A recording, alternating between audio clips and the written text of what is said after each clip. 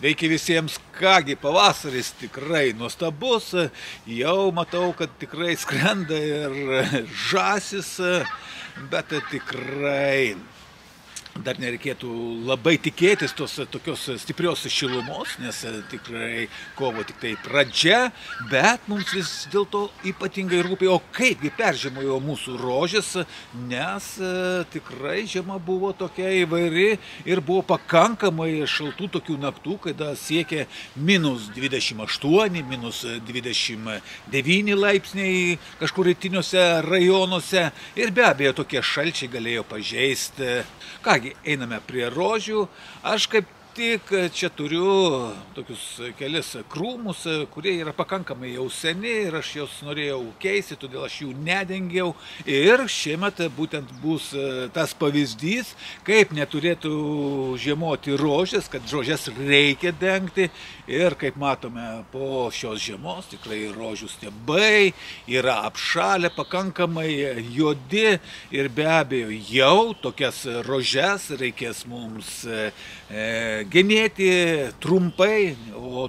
trumpo genėjimo krūminės rožės nemėgsta ir būtent turime nukirpti ten, kur yra žaluma, kur stiebai yra pajodavę, juos visus turėsime pašalinti. Esu, aišku, girdėjęs,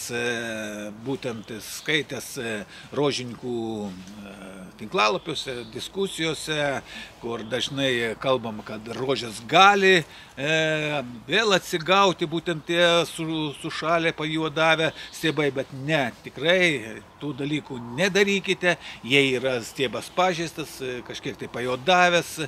būtinai kirpkite, pašalinkite, nes po to tikrai turėsit bėdos, nes ten ir lygos metasi, ir kenkėjai puola, ir paprasčiausiai neracionalu taip daryti. Ir tos rožės, kurios jau yra pas jūs senos ir jos nušalo, galbūt vieną kitą kažkokią žalėlę ir leidžia, bet arba apsimoka jas palikti, nes tik jaunos rožės būna stiprios, jos žydi gana gausiai, o to nepasakysi apie senas rožės, o to labiau, jeigu jos stipriai pažeistos buvo šalnų, tikrai jos nebebus tokios, nes nors ir rožė ataugins stiebus, bet tie stiebai bus netvirti, jie lūžinės, reiks prilaikyti ir be abejo nežydės taip, kaip iš tikrųjų turi žydėti. Ir aš manau, kad teisingiausias variantas būtų jas tiesiog pakeisti naujomis, šviežiomis rožėmis. Taigi tiek šiandien apie